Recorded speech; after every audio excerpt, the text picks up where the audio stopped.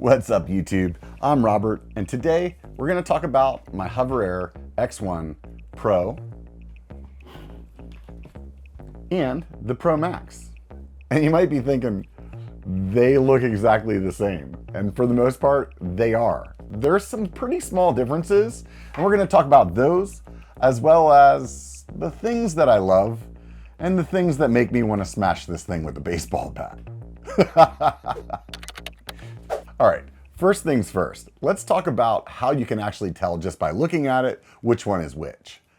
And honestly, it's pretty small. There's a silver logo on the battery, and over here on the side, it says Pro, gold battery, and over here on the side, Pro Max.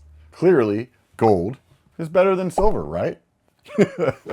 It's not quite that simple, but it comes down to this. The Pro version is 4K. The Pro Max version is 8K, and there's also a small difference on the back. Sort of like when you get in a car and there's a little plug there on the dashboard and you're like, oh, they didn't pay for that option. Well, that's the way it looks on these two. You got this little circle here on the Pro that is just filled in with a blank. And on the Pro Max, you have a little bit better obstacle avoidance. So realistically, it's 4K and obstacle avoidance that makes this $499 and this $699. So let's talk about why you would want to pay that extra 200 bucks. Let's be honest, I'm not going to BS you. If you're not a content creator, 4K is probably just enough. It will take great shots of you going out hiking or going to the beach on a family vacation, pretty much do anything that you want it to do and easily. But if you're a content creator or you're thinking about editing, the extra obstacle avoidance is good, especially if you're a person like me that rides mountain bikes. Cycling is a pretty high-speed sport, and you're also in the middle of a bunch of trees, so having any extra obstacle avoidance is a good thing. The other reason you're paying the 200 bucks is for the 8K, and that gives you the ability to zoom in while you're editing, and a little bit better of a picture quality, but really it's minuscule. I can put the shots up next to each other. You can look at this one, you can look at that one. Yeah, there's a difference, but is it gonna make the difference of you thinking it looks like a potato versus a professional cinematography shot? I don't think so. For me, as a mountain bike creator, the $200 for the extra obstacle avoidance and the extra clarity in the image, it's worth it. It's totally worth it. On the other hand, there's two reasons why I love using this drone. And the first one, it's size. I wear Tasco MTB shorts, and they have the cell phone pocket in the leg that almost feels like it was made for this drone. I can carry it in that pocket, and it really doesn't affect my ride at all. When I want a shot, it's there, and it's ready to go.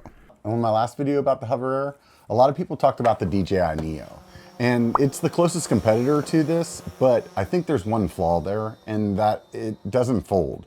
And for me, that's a deal breaker. It might not be for you, but it definitely is for me. You might be saying, hey, DJI has the flip, and that folds. Unfortunately, the size of the flip is just too big for me compared to the HoverAir. As you can see in this side-by-side comparison on the Flight Path channel, it's dramatically bigger. I'm sure that it has its pros, but in this case, the compact size of the HoverAir is a clear winner. I typically don't wear a backpack, and I don't like to. And if I am wearing anything, it's usually just a hip pack. So the way that the remote breaks down into pieces, once again, makes the size just awesome. The second reason I grab this drone when I go out to film is ease of use. The ease of getting shots with this thing, it's priceless. I'm not gonna lie to you. My DJI drone, it has better image quality. It's definitely more reliable as far as me flying it. But unfortunately, it was just cumbersome to use. Typically, my workflow was to take some shots at the beginning of a ride and maybe at the end. I next to never would take it with me unless I knew there was some epic shot that I wanted. Most of the time, I'd just do without because it was such a hassle to carry, and although it seems trivial, the amount of time it takes to set up and get out of the bag just to get started flying, it was just too much. When I'm out riding and filming, I'm with my friends, and they don't want to stand around and watch me fly a drone around. They don't complain, but I feel that pressure, and it makes me not want to use it. Plus, it also takes away from my experience. With the HoverAir, I don't feel that way. As you can see, there's a bit of setup with the DJI, and it takes just as much time to pack it all back up. this is the thing. Some people on the internet are just going to be like, this thing's quality is not as good. It's pointless to carry it. But if I use something because it's so much easier and I actually use it more, then it's more valuable than the one that I don't use half the time because it's a little bit of a pain. You can take that how you want, but it's definitely the way it feels to me. I'm way more stoked to use this. I recently did an entire ride with this thing in my pocket. I ended up only taking one shot with it. And to be honest, I kind of forgot I was carrying it until I got to that spot and was like, hey, this would be a pretty cool shot. And I took it out and this is what you get. Oh, look at this. Oh, thank God for the noise. And thank God for not hitting the poison hook. Before I get to the things that really annoy me, let's talk about the shots that I use most. There's a follow mode, an indoor follow, a skiing, and a cycling mode that all follow you with different algorithms. Cycling mode obviously is the one that I use the most, and it tries to keep the drone from sweeping so much in turns and to closely follow a cyclist. It definitely works better than the regular follow mode for the tighter wooded areas, but sometimes in some wide open spaces, I'll use the regular follow mode just so it goes wider on the turns and has a little more movement in the shot. Zoom out does exactly what you would expect by the name. Orbit? Well, it orbits you. These shots are great for getting some quick B-roll or to easily show the terrain of where you are. Bird's eye goes straight up and down, which is pretty cool, but honestly, I don't use it too often. Although they did just add the ability to spin into the shot, which actually is something that I used to do manually, so that's pretty cool. It's really nice to be able to get these shots easily of myself like this, because with the DJI, I'd have to fly that thing manually, and I'd either have myself in the shot holding a remote, or I'd just get shots without me in it. It's worth mentioning that the zoom out and the bird's eye shots both record 2 clips, one of the out and one back in. I'll mention this again in more detail when I get to things that bother me, so keep that in mind. Dolly track is a shot with the drone out in front of you flying backwards. If you're walking or riding slowly, this shot works great. However, on a bike, it regularly ends up beside you, which is the sidetrack mode. And the sidetrack mode, if you're going too fast, it might end up behind you in the follow mode. Either way, both of these shots are best in wide open areas, and they're typically the shots that end up crashing the drone. So if you're filming like this, definitely be the most conscious that you can of what your surroundings are, because it's really likely you're going to crash into something. I do want to say that almost all my testing with this drone has been on a bike, and I think if you're walking or running or generally just moving slower than riding a bike, you'll more than likely have great results. 360 spin is where the drone stays still, but does a 360-degree panoramic shot. You can also adjust whether it's low, flat, or high up in the air when you start the shot. I do have to mention that if you're trying to use this shot and it's really windy, it doesn't come out quite the way that I would want it to look, but I think that just comes down to it being a pretty small drone, and given how small the drone is, you can expect it to have a little bit of a struggle in the wind, which it does in these where it's trying to stay perfectly still. The dolly zoom shot is a newer addition, and honestly, it's just a playful one. It looks cool, and I'm sure you can figure out some artsy ways to get something unique with this mode, but overall, I think it's kind of a one and done shot. I personally don't see myself using it much. So real quick, a couple of things I didn't go over. If you decide to buy the remote, you can fly it as is and just look at the screen right there. You're good to go. If you want a bigger screen, you can download the app and then plug in your phone with one of the multiple cables that it comes with, and then basically your phone's a screen. If you don't want to carry the entire remote, you can take half of it off and you can fly it like this, and just by leaning it forward and back, you can control the remote just with one half of the remote, which is kind of cool, but to me, a little bit pointless. This part of the remote is a beacon. It's supposed to help you follow a little better. We'll talk about that in a minute. The beacon has a couple of different options on how you can mount it. You can stick it on this thing and slide it into your pocket or on a shirt or something like that, which is kind of nice, but riding bikes, it makes you feel like it's not very safe. So this one here is their bicycle mount, which we'll also talk about later.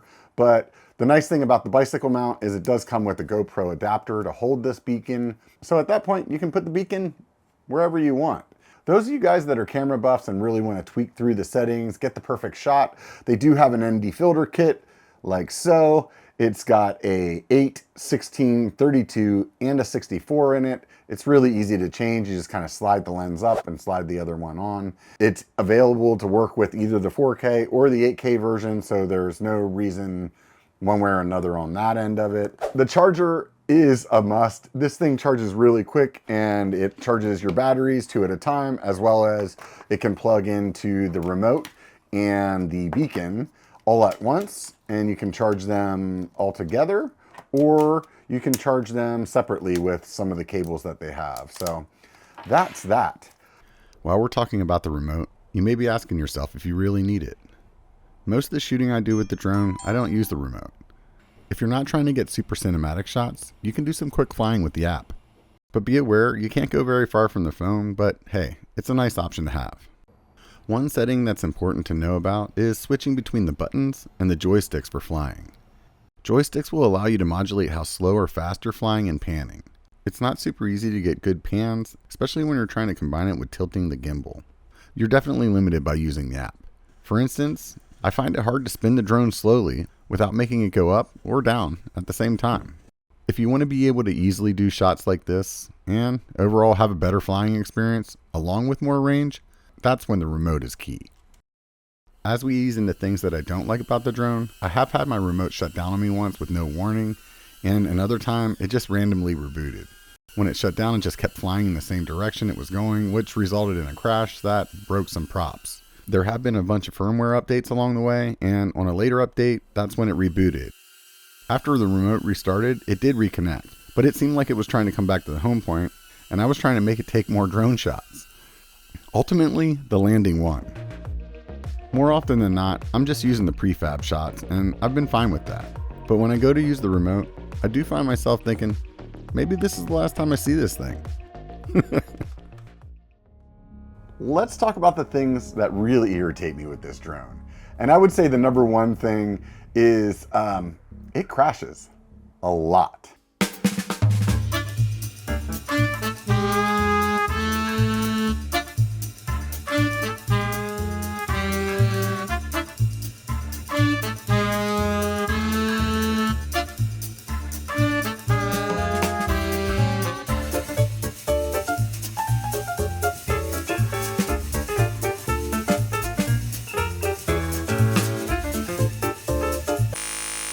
I do have to throw out the disclaimer. I'm riding bike with this thing. I'm pushing it to its max speed, its max ability to follow me through tight areas. And I can tell you, I crashed this thing more times than the footage makes it look like. Keep in mind, YouTubers edit. So I can take a shot like this earlier and show you a couple of seconds. It looks great. But whenever the drone is malfunctioning because the gimbal's somehow out of whack, you get something like this. You could edit around that and you would never know. And that's why I'm trying to be completely transparent with you. While you're talking about crashing, there's a handful of things that go along with it. And trying to find it is a problem. This thing looks really cool black. And I would imagine maybe you want it black for some shots that you have it sitting in that you don't want it to be seen as well. But when it crashes, it is hard as hell to find this thing. All right, well, I've been about 15 minutes of walking around trying to find this thing. It was literally 6 inches off the trail the whole time, but because it's black, I walked past it like 3 or 4 times.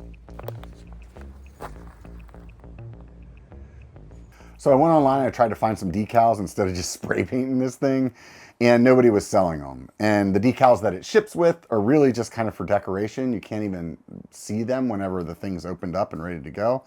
So I designed some of my own. And honestly, since I've done that, it's been a lifesaver, because while I was designing those decals, it kind of comes into the next thing that bothers me. When this thing crashes, a lot of times the battery will pop out. And because of that, then there's no longer any kind of audible noise from it. And also trying to use the location on the app or the beacon to find it, it's worthless. This is also the reason that I put decals on the batteries, because sometimes when they pop out of the drone, they're not actually close to the drone. Since they're really small, being able to find those with the decals on it is much easier. I keep going back and forth on whether or not I want to sell the decals.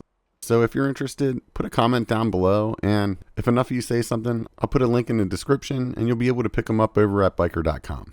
It would be really nice if HoverAir made some kind of locking feature for this, and if they also had some kind of internal battery that would run something like an AirTag that's built into it that will at least give you the ability to find it whenever it's, 100 yards away from you and you didn't see exactly where it crashed. I kind of just breezed right over that. If you try to use the app to find the drone, it's a bit of a crapshoot on whether or not that works. It even says right on the app, note the location may not be 100% accurate if the hover is not connected to the X1 app during flight. With that being said, it's probably a good habit to get into, connecting it to the app before you start filming. I personally don't always remember to do that, and I've had it tell me it's 200 miles away or generally just be really inaccurate. The beacon's also supposed to make it track better. I normally don't use it because the tracking works just fine. Typically, it's not tracking that fails, it's that it crashed. So it either ran into some twig that it couldn't see, or it couldn't maneuver around a tree that it didn't know was coming because it's moving so fast. Back to the drone crashing. There's an audible alarm that you can set up in the app, and for the most part, that's great when it works. But like I said earlier, if the battery pops out, that's not going to work. And it also has some circumstances where it doesn't trigger the alarm. So if the battery's low and it decides to land, or maybe there's some kind of malfunction happening, it'll land, but it won't trigger that alarm. And that doesn't help any when you can't find it. Earlier I mentioned that shots like zoom out and bird's eye make 2 clips. The downside to that is if you're moving in the shot, there's a small delay between the clips that will cause you to miss a little of the action. Hopefully this is something that HoverAir will release in a future update. But check this out. On a positive note, HoverAir has been really good about releasing updates, so these types of things get fixed as they become aware. I do want to mention the clips for the beacon. Maybe I'll start using it. But it does have one that you can put in your pocket. The nice thing that I didn't realize at first was that you can actually lock the screen so you could put it into your pocket backwards, and then you don't have to worry about it hitting any buttons. The other way you can carry the beacon is with the cycling mount. Honestly, it looks really ugly on the bike. It doesn't really work that well for mountain biking, but the plus side is that it gives you the ability to have a GoPro mount, and at that point, everybody knows how to use a GoPro mount, and this thing will be just fine then. These last two could be pretty catastrophic. I've had a few instances where I was doing either an orbit shot or a zoom out, and I was doing it around exposure. For instance, this shot on the bridge. And whenever it came back to me at the end, it was actually hanging out over the bridge far enough that I couldn't reach it. Fortunately, I was able to use the app to connect to the drone manually and fly it back to me. That was some quick thinking. In both circumstances, I got out of it with that. I don't know if there's a circumstance where that doesn't happen. So it definitely makes me nervous in those environments. You do have to wait for a little omni-terrain feature to come and connect whenever you're doing that kind of stuff, which I did wait for. It's just that the location of where it takes off isn't perfect. So if it gets within 3 feet, that 3 feet could be where you can't reach it. So keep that in mind when you're doing those shots. I'd hate to see one of you guys lose it. And that brings me to my last one. I have lost this, completely lost this.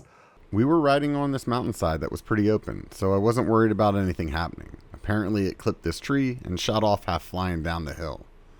We walked around for at least an hour trying to find it, and unfortunately this was before I had the decals on. So it being black and the way that the ground looked, it was impossible to find. Eventually I just gave up and we went home, and it was really a bummer for the rest of the day. And I posted a picture on my Instagram. Fortunately, I have a lot of followers in the Northern California area, and one of my followers went out and actually found it for me. Huge thanks to that dude in green. He totally revived my faith in humanity and is the sole reason this video is being posted. Thanks again, man. But otherwise, I would have never seen that thing again, and that really sucks. Even if I did lose it forever, I would have rebought it. In my last video, I said I was going to sell my DJI, and honestly, in the months since then, I haven't used it once. So it really tells me that this is the one that I use the most. This is the one that is the most useful to me. This is the one that's going to get the most shots for me, the easiest. And I would pay the money to do it again. And at this point, the DJI really needs to go on Facebook Marketplace. Based on my experience with how many times I've barely found this drone, I'd recommend picking up HoverCare. It covers impact damage, flyaway loss, and water damage. And it'll give you a pretty significant discount if you need to repurchase the drone. For example, the ProMax by itself is $699, and the replacement is $389. It's not as good of a discount as I'd prefer, but at least it's something. Let me know in the comments what your experience has been with this drone, and don't hesitate to ask something that maybe is keeping you from making a purchase. If for some reason this video is the one that made you decide to buy it, click the link down in the description. Honestly, it just helps me keep making these videos. And at the end of the day, I want you guys to remember one thing. It only takes a bike to be a biker. Get out and be one.